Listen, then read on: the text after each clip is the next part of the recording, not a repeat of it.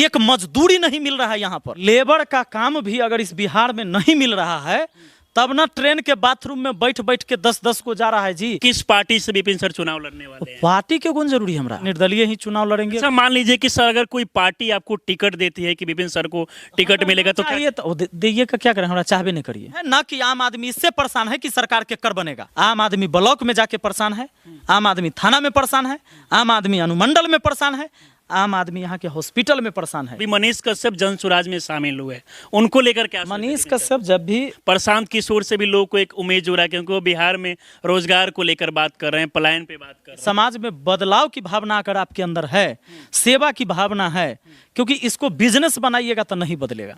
पहले जब आप सर मुखिया का चुनाव लड़े तो खान सर पहुंचे हुए थे, तो इस बार भी खान सर भी आने वाले हैं चुनाव प्रचार। देखिए अभी हमारे साथ बिहार के चर्चित शिक्षक और वर्तमान समय में सलाह पंचायत के मुखिया विपिन सर है, जो पहली बार चुनावी मैदान में उतर रहे हैं और जबरदस्त तरीके से समर्थन भी मिल रहा है। यहाँ तक कि आपने देखा होगा कि देश के मशहूर शिक्षक राकेश यादव सर भी विपिन, देखा जाए आप मुखिया है सर, लेकिन मुखिया होते हुए भी उसके बाद आपको कब लगा कि मुझे विधानसभा चुनाव में भी उतरना चाहिए?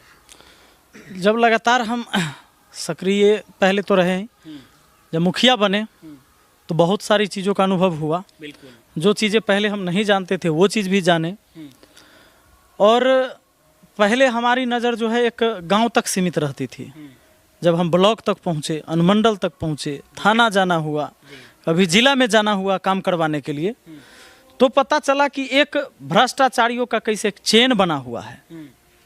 ऐसा नहीं कि सारे लोग ऐसे होते हैं, लेकिन अधिकतर आपको देखा जाए ज़्यादा से ज़्यादा मात्रा में ऐसे लोग हैं कि सरकार का वेतन तो ले रहे हैं, लेकिन टेबल के नीचे से पैसा लेना वो अपना अधिकार समझते हैं। उसको रिश्वत नहीं समझते हैं, उसको अपना अधिकार समझते हैं। बिल्कुल। तो ये व्यवस्था मुझे तब पता चला जब हम इसमें घुसे। अच्छा, मतलब अपने क्षेत्र में गए और पूरे विधानसभा में जाके देखे तो भ्रष्टाचार। किसी भी काम करवाने के लिए आप जब चलिएगा जी, जनता की कोई समस्या है, इस पर जब लड़िएगा, एक एक काम अटकाएगा, उसके बाद आप भिड़िएगा, पता चलेगा कि बहुत ज़्यादा एक मकड़े की जाल की तरह भ्रष्टाचारियों ने बुन रखा है इस बिहार को। अच्छा, तो बिहार में सर देखा जाए तो भ्रष्टाचार एक सबसे बड़ी समस्या आपको लगता है। यहाँ तक कि देखा गया कि बड़े बड़े जो मुखिया के तो बात अलग होता है सर, बड़े बड़े नेता भी किसी डीएम के खिलाफ जो है आवाज़ नहीं उठाते हैं, लेकिन देखा गया कि आप करप्शन के लिए डीएम तक से भिड़ गए।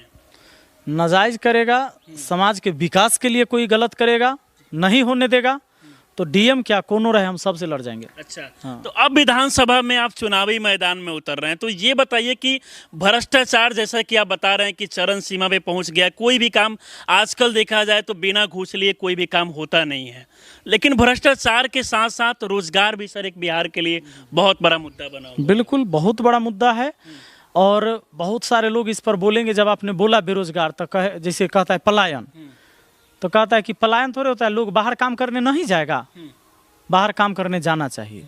मैं भी मानता हूँ, काहे नहीं जाएगा, पूरा हिंदुस्तान हमारा है, काम करने जाएगा, ये बात जायज है, लेकिन खाली लेबरे के काम करे ले जा रहा है, ये दुर्भाग्य की बात है। दुर्भाग्य की बात है। लेबर का काम भी अगर इस बिहार में नहीं मिल रहा है तब ना ट्रेन के बाथरूम में बैठ बैठ के 10-10 को जा रहा है जी, एक बाथरूम में 10 आदमी। और कहाँ जा रहा है? दिल्ली, पंजाब, हरियाणा, गुजरात, महाराष्ट्र। तो ये है दुर्भाग्य की बात। रोजगार के लिए नहीं जा रहा है, वो लेबर का काम खाली करे ले जा रहा है। रोजगार की बात कर रहे हैं, जहां तक देखा जाता है कि बिहार में बहुत सारे लोग को नई नई ट्रेनें का सौगात दिया जाता है, लेकिन सबसे बड़ी समस्या है कि आखिरकार पलायन क्यों हो रहा है।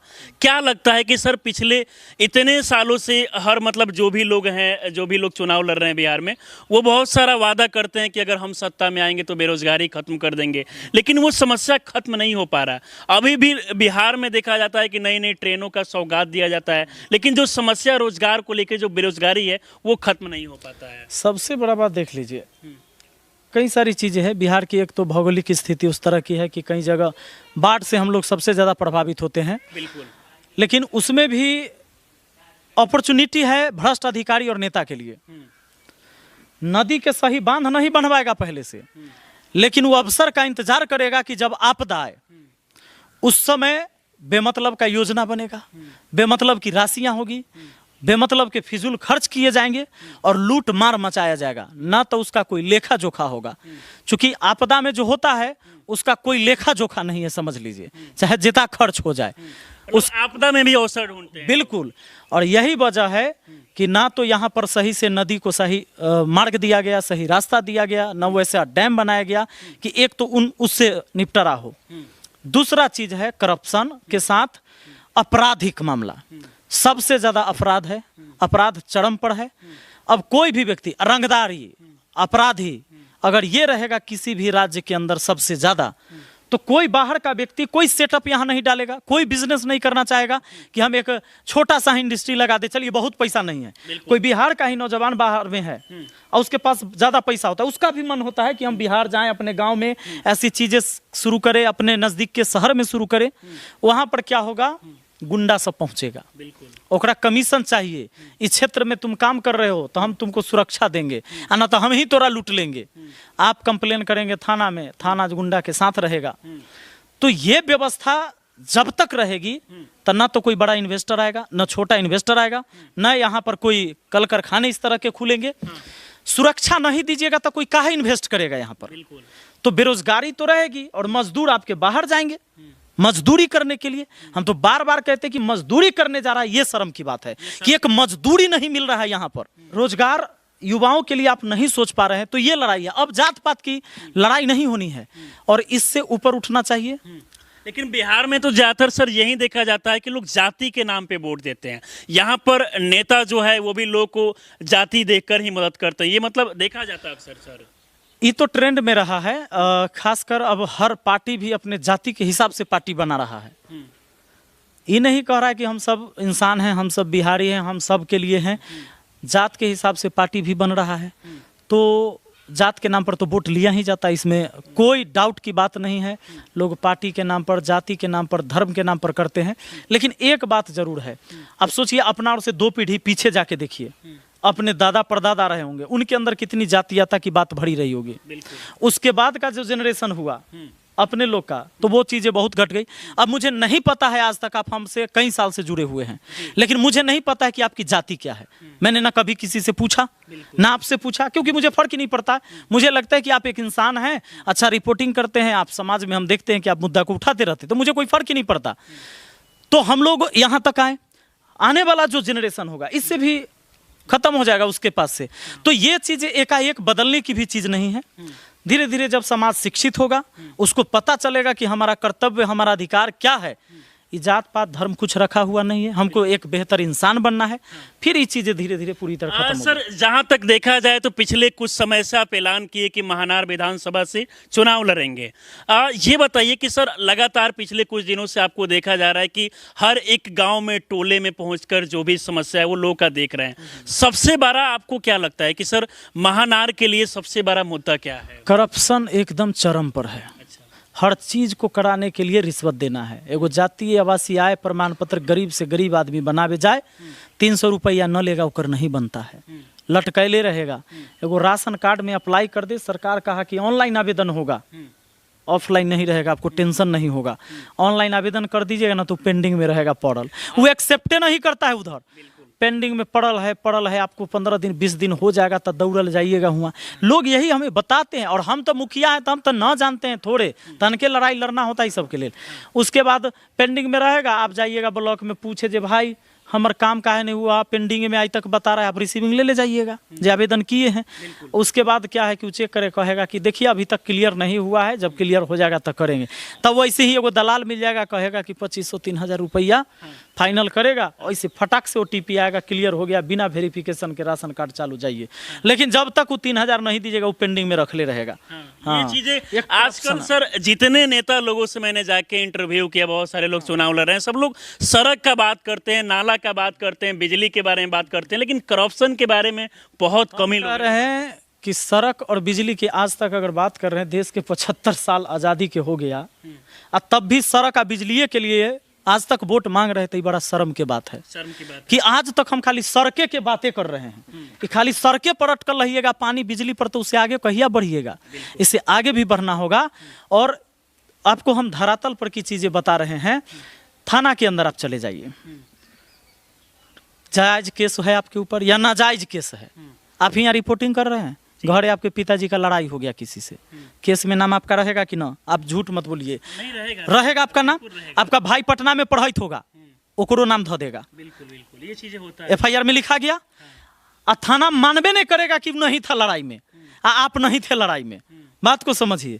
आप जाइएगा जो भाई कैसू हमार भाई पढ़े वाला है तो नाम कटवा देते हैं, FIR में नाम रहना तो गलत होगा, आगे चल के नौकरी चाकरी में दिक्कत होगा, नाम कटवा जाइए। दक्षिणा बिना नाम कटेगा? नहीं कटेगा।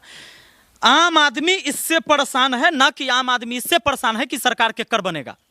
आम आदमी ब्लॉक में जाके परेशान है, आम आदमी थाना में परेशान है, आम आदमी अनुमंडल में परेशान है, आम आदमी यहाँ के हॉस्पिटल में परेशान है। हॉस्पिटल की बिल्डिंग तो बन गई महनार विधानसभा क्षेत्र के अंदर बहुत पहले से है, वो महनार में, वो जंदाहा में। आपका हाथ टूट जाएगा ना, प्लास्टर नहीं होगा वहाँ, नहीं हो सकता। वहाँ से आपको रेफर लिख देगा, जाइए सदर हॉस्पिटल हाजीपुर। हाजीपुर में पूरे जिला का भीड़ है, वहाँ हो गया प्लास्टर तक तो हो जाएगा, लेकिन उसके बाद अगर उसमें रड उड लगाना है, अगर हड्डी साफ टूट गया है, रड लगाने की बात है तो कहेगा PMCH रेफर। अब यहाँ से वहाँ टपला खाइत रहिए।